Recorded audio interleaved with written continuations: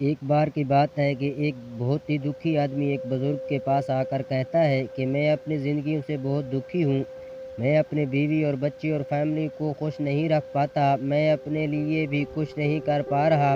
کبھی کبھی تو مجھے خیال آتا ہے کہ میں اپنی زندگی کو ختم کر دوں۔ آپ اتنے نیک ہیں، اتنی دعائیں کرتے ہیں، اتنی عبادت کرتے ہیں، کیا آپ مجھے کوئی ایسا وظیفہ، ایسا طریقہ بتا سکتے ہیں جس سے میں اپنے اس برے وقت سے باہر آ سکوں؟ میرا بہت برا وقت چل رہا ہے، 2 وقت کی روٹی کا انتظام کرنا بھی میرے لیے بہت مشکل ہو گیا ہے۔ اب آپ ہی بتائیں، ایسے وقت میں زندہ رہوں تو کیسے رہوں؟ اپنی فیملی کو کیسے خوش رکھوں؟ مہربانی فرما کر مجھے کوئی اچھا سا طریقہ بتائیں، میرے پر رحم کیجیے، مجھے کوئی سیدھی راہ دکھائیں تاکہ میں آسانی سے اس سے سمجھ سکوں، کیونکہ میں بہت پڑھا لکھا بھی نہیں ہوں۔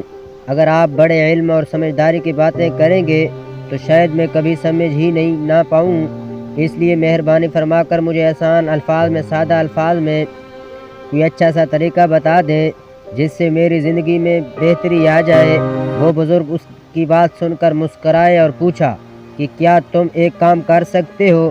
انہوں نے سامنے موجود پہاڑ کی طرف اشارہ کرتے ہوئے کہا، اس اونچی پہاڑ کے اوپر ایک مسجد ہے اور اس مسجد کے پاس چوٹنیوں کے ایک گھر ہے جہاں پر ہزاروں چوٹنیاں رہتے ہیں۔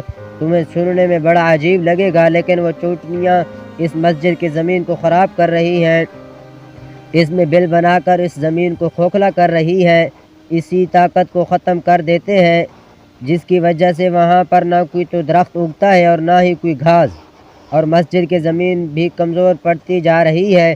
تم میرا ایک کام کرو، اس کے بعد تمہیں تمہارے سوالوں کا جواب مل جائے گا۔